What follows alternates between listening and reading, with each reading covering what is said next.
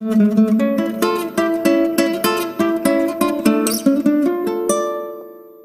Friends, मैं हूं प्रशांत और आज हम बात करेंगे क्रेडिट कार्ड डेब्ट ट्रैप के बारे में।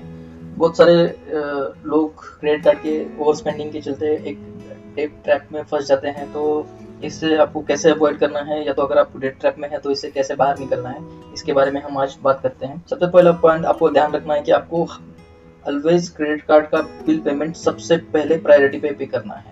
पे off high cost loan, that is credit card. Credit card का रेट ऑफ इंटरेस्ट इंडस्ट्री में सबसे ज्यादा है। Always give first priority to pay off credit card bills. इसका रीजन है रेट ऑफ इंटरेस्ट।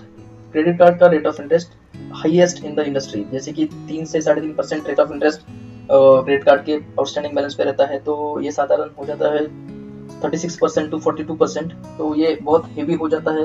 तो आपकी प्रायोरिटी रहनी चाहिए कि सबसे पहले आपको क्रेडिट कार्ड का बिल पेमेंट करना है।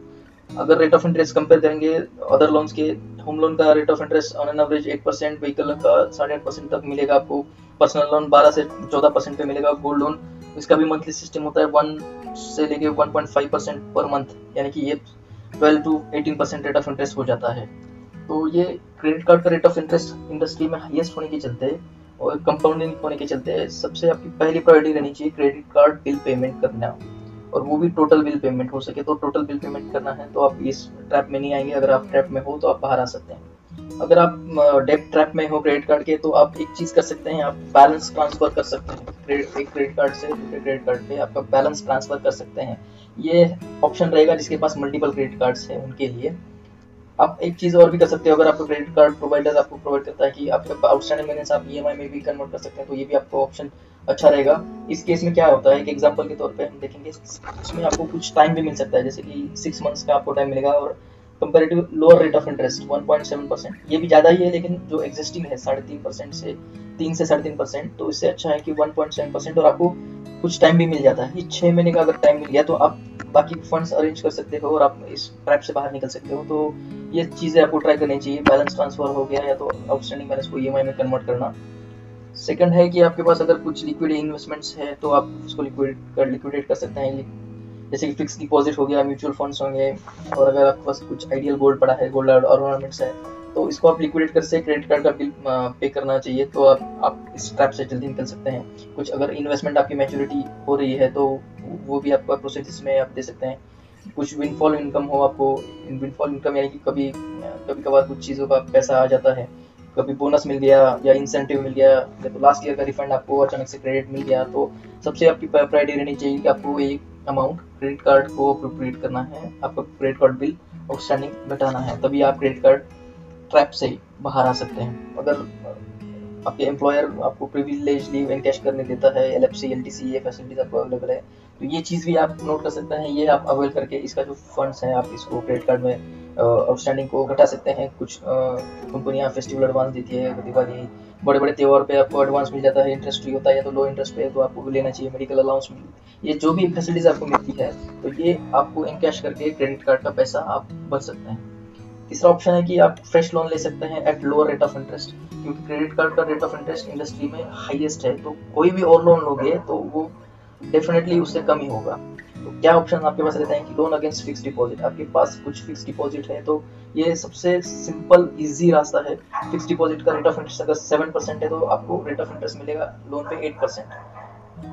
अगर आपके पास गोल्ड है, उसके सामने आप गोल्ड लोन ले सकते हैं। एलआईसी पॉलिसी है तो उसके अगेंस्ट भी आप लोन ले सकते हैं। इनका रेट ऑफ इंटरेस्ट आपको कम ही रहेगा। आप पीएफ लोन ले सकते हैं, या तो आपके एम्प्लॉयर से आपको कोई भी इंटरेस्ट फ्री या तो at lower rate of interest आप लोन ले सकते हैं। पर्सनल लोन लेना भी सही रहेगा। पर्सनल लोन 12 टू 15% तक ऑफर किया जाता है, लेकिन क्रेडिट कार्ड का रेट ऑफ इंटरेस्ट 36 टू 40% है, तो इससे बेटर ही है कि आप पर्सनल लोन लेके ये पूरा क्रेडिट कार्ड पेमेंट आप कर सकते हैं। हाउसिंग लोन पे आपको टॉपअप मिल सकता है, इसकी अमाउंट से आप क्रेडिट कार्ड यूज पे कर सकते हो और इस डेट ट्रैप के बाहर आ सकते हो। इसके अलावा आप कुछ अनसिक्योर्ड लोन्स भी आप ट्राई कर सकते हैं। अनसिक्योर्ड लोन्स यानी कि अपनी कॉमन लैंग्वेज में दोस्तों से या रिश्तेदारों से अगर आपको उधार मिल सकता है तो वो भी लेके ये क्रेडिट कार्ड का आउटस्टैंडिंग पे करना सही रहेगा। तो आपकी प्रायोरिटी रहनी चाहिए कि ये इसी में जो भी आपके पास ऑप्शंस अवेलेबल है इससे पैसा लेके आप क्रेडिट कार्ड का आउटस्टैंडिंग भर दें और इस डेट ट्रैप से बाहर आ सकते हैं। चौथा पॉइंट आप फोकस कर सकते हैं कि आपको आपकी नीड्स जो है आपको प्रायोरिटाइज करनी पड़ेंगी। वो कैसे कि आपको सभी जो नीड्स है आपको डिवाइड करनी पड़ेगी। इसेंशियल नीड्स क्या है, यानी कि मस्ट है, जैसे कि अपना खाना पीना, दवाइयाँ, ये सब मेडिकल, ये इसेंशियल थिंग्स है। सेकंड है सेमी इसेंशियल, थर्ड है नॉन इसेंशियल यानी लग्जरी आइटम्स इसको कह सकते हैं, जैसे कि कंज्यूमर ड्यूरेबल आइटम्स हो गया, TV, fridge, AC, car, vehicle, ये सब चीजें आप अवॉइड कर सकते हो। इसका परचेस आप बाद में भी कर सकते हो या अवॉइड कर सकते हैं। आपको एक बजट भी बनाना पड़ेगा, आपका मंथली इनकम क्या है और उसके हिसाब से कितने खर्चे करने हैं, कितना सेविंग करना है, कितना पे करना है, और इसी बजट के साथ आपको चलना है। आपकी जो आप हर महीना सेविंग कर रहे हैं, ज़्यादा से ज़्यादा सेविंग करके आप क्रेडिट कार्ड में पे कर सकते हैं। एक्सपेंसेस भी आपको ट्रैक करने पड़ेंगे, आप सभी आपके एक्सपेंसेस लिस्ट कर सकते हो, ताकि आपको पता चले कि कौन सी अननेसेसरी परचेसेस हैं, एक्सपेंसेस हैं, आप उसको कर्टेल कर सको, इसको अवॉइड कर सको। जैसे कि पार्टी हो गया, मूवीज, आउटिंग, ये चीज़ें आप अवॉइड करके जो पैसा बचता है आप क्रेडिट कार्ड में आउटस्टैंडिंग में पे कर सकते हैं। तो जल्दी से जल्द आप इस ट्रैप से बाहर आ सकते हैं। आपको कुछ बिहेवियरल चेंजेस करने हैं, जैसे कि आपके मन की तैयारी आपको करनी पड़ेगी, आपके मन को आपको कंट्रोल में रखना होगा।